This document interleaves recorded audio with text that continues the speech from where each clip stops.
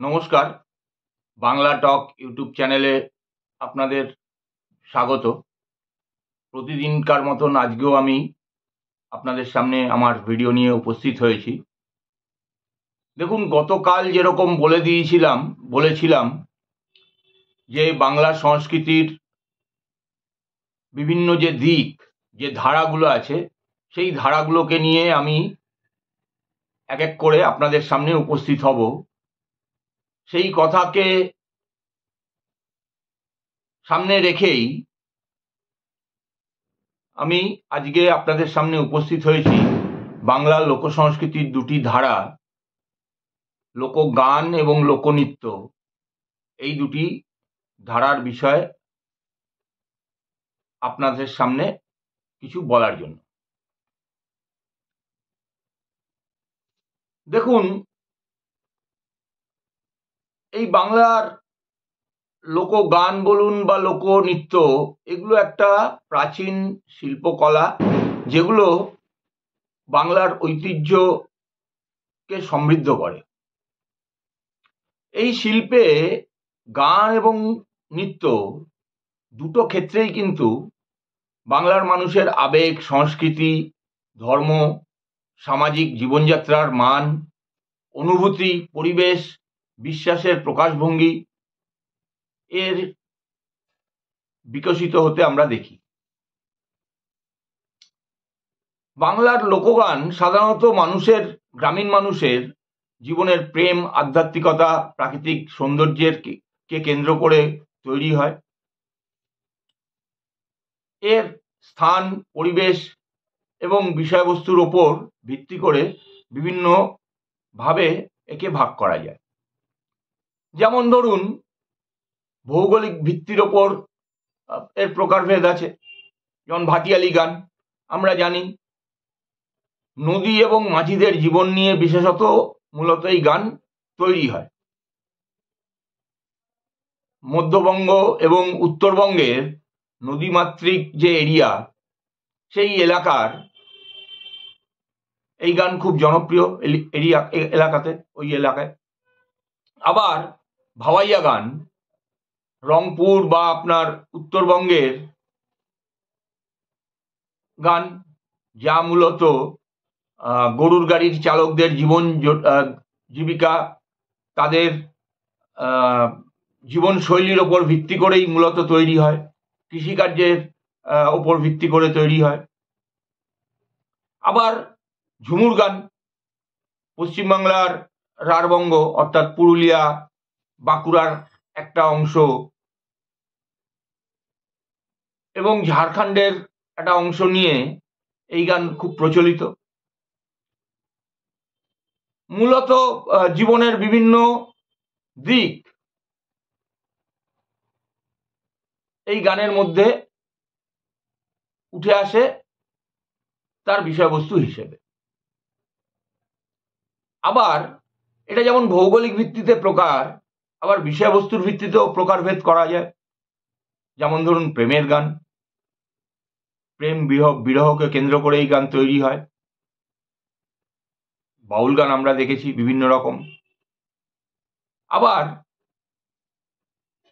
ধর্মীয় ভাবাবেগকে নিয়ে আমাদের গান তৈরি হয়েছে, আধ্যাত্মিকতা, ধর্মীয় অনুভূতিকে প্রকাশ করে। যেমন ধরুন কীর্তন।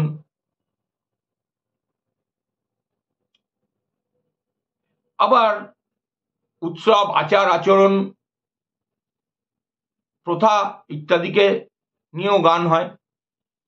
যেমন নবান্নর জন্য গান আছে আমাদের, চড়ক, মাঘী পূর্ণিমা, তার জন্য গান, যেগুলোকে আমরা ধামাইল গানের সঙ্গে সম্পৃক্ত করতে পারি। এছাড়াও একদম নির্দিষ্টভাবে ধর্মীয় এবং আধ্যাত্মিকতার ভিত্তিতে গান আছে। বাউল গান আছে। বাউল গান সাধারণত বাউল সম্প্রদায়ের আধ্যাত্মিকতা, দেহতত্ত্বের গান।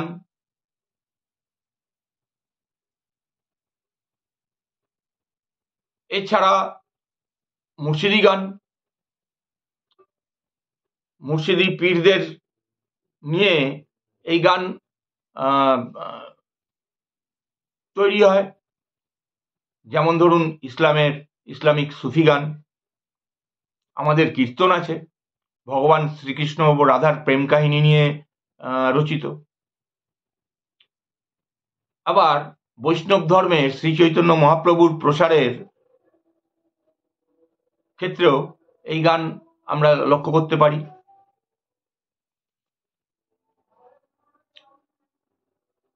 জারি এবং সারি গান আছে আমাদের।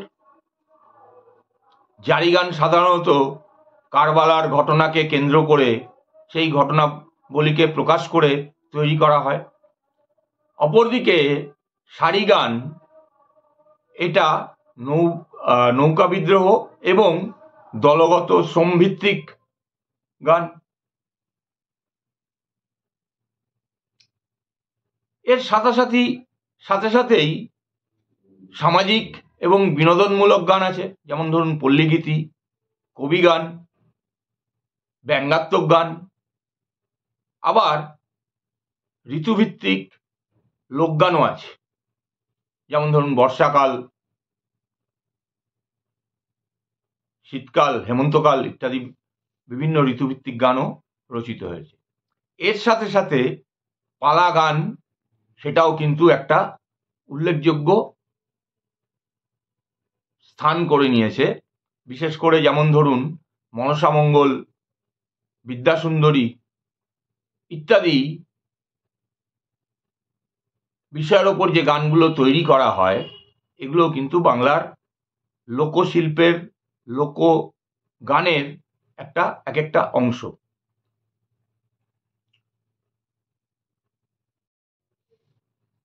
এগুলো যেমন একদিকে রয়েছে গান, ঠিক একই রকম ভাবে লোকনৃত্য একটা বড় ভূমিকা পালন করে। লোকনৃত্যের মাধ্যমেও গ্রামীণ মানুষের সমাজের জীবনযাত্রা, রীতিনীতি, কাহিনী এবং বিশ্বাসের প্রতিফলন ঘটে। এটা একই সঙ্গে মৌখিকভাবে পারিবারিক এবং সামাজিক প্রজন্ম থেকে প্রজন্ম চলে এসছে। এগুলো আমরা একটা পরিবারগতভাবে দীর্ঘদিন ধরে প্রজন্মের পর প্রজন্ম এই লোকনৃত্যের সঙ্গে যুক্ত থাকে। এই লোকনৃত্যকেও ঠিক লোকগানের মতনই বিভিন্ন পর্যায়ে ভাগ করা যায়। যেমন ধরুন প্রাকৃতিক পর্যায়, প্রকৃতির সঙ্গে সংযোগ, যেটা বললাম গানের ক্ষেত্রে যেমন হয়, ঠিক এখানেও সেরকম কৃষিকাজ, ঋতুচক্র, উৎসব ইত্যাদিকে কেন্দ্র করে এই গানগুলো গড়ে ওঠে। সাধারণ মানুষের জীবনযাত্রাকে নির্ভর করে কিছু গান নৃত্য উঠে আসে, যেগুলোতে সুর, ছন্দ একটা প্রাণবন্ত আবেগপ্রবণ চেহারা নেয়। একই রকম ভাবে ধর্মীয় আধ্যাত্মিকতাকে নির্ভর করেও বেশ কিছু লোকনৃত্য শিল্প তৈরি হয়, যেগুলো কিন্তু আমাদের বাংলা সংস্কৃতির ঐতিহ্যকে তুলে ধরে। এর ইতিহাস বহু পুরনো। এর মধ্যে যেমন ধরুন এই গম্ভীরা নৃত্য, মূলত মালদা এবং চাপাই নবাবগঞ্জে এর প্রচলন বহুল। বিশেষত শিব ঠাকুরের পুজো এবং তার বিভিন্ন পর্যায়কে নিয়ে এই গম্ভীরা গান তৈরি হয়, গম্ভীরা নৃত্য তৈরি হয় এবং শিব ঠাকুরকে এখানে নানা অর্থাৎ দাদু বলে ডাকা হয়, সম্বোধন করা হয়। তাকে জীবনের বিভিন্ন সমস্যার কথা বলা হয়। ভাওয়াইয়া নৃত্যের উৎপত্তি উত্তরবঙ্গের কুচবিহার, রংপুর অঞ্চলে। এটি সাধারণত গরু চড়ানোর সময় বা কৃষিকার্যের ফাঁকে ফাঁকে এই ভাওয়াইয়া নৃত্য পরিবেশিত হয়। তাদের কার্যের ফাঁকে ফাঁকে অবসরকালীন সময়ে অতিরিক্ত নিজেদের পরিশ্রম করার উৎস এই গানের থেকে তারা রসদ সঞ্চয় করে, জোগাড় করে। ঝুমুর নৃত্য, ঝুমুর গানের মতন ঝুমুর নৃত্য খুব প্রচলিত নৃত্য, যেটা পশ্চিমবঙ্গের পুরুলিয়া বা ঝাড়খণ্ডের একটা বিস্তীর্ণ অঞ্চল জুড়ে, বাঁকুড়ার একটা বিস্তীর্ণ অঞ্চল জুড়ে আমরা দেখতে পাই এর প্রভাব। মূলত সাঁওতাল এবং আদিবাসীদের জীবন জীবিকা, তাদের সংগ্রাম ইত্যাদির ওপর ভিত্তি করেই এই ঝুমুর নৃত্য তৈরি হয়।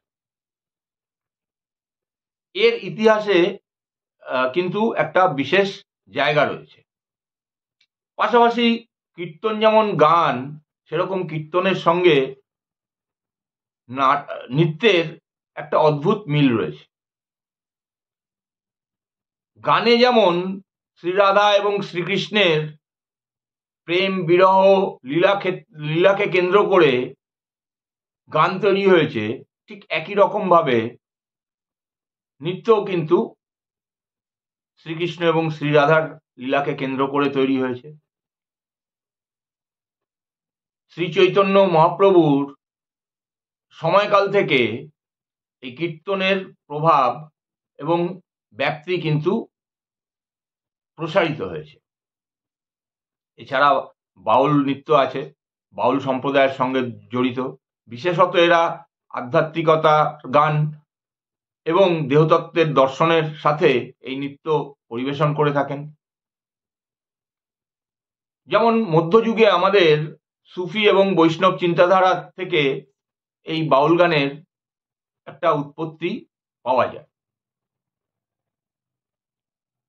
এছাড়া নগর জীবনের তৎকালীন বাংলার নগর জীবনের কিছু ঘটনাকে কেন্দ্র করে কিছু লোকগানের লোকনৃত্যের উৎপত্তি হয়েছে। আমাদের ছৌ নৃত্য রয়েছে। পশ্চিমবঙ্গের পুরুলিয়া, মেদিনীপুর, ঝাড়খণ্ডের একটা বড় অংশে মুখোশ পরে শক্তিশালী শারীরিক কসরতের মধ্যে দিয়ে ঢাক এবং ধামসার তালে তালে এই নৃত্য পরিবেশিত হয়।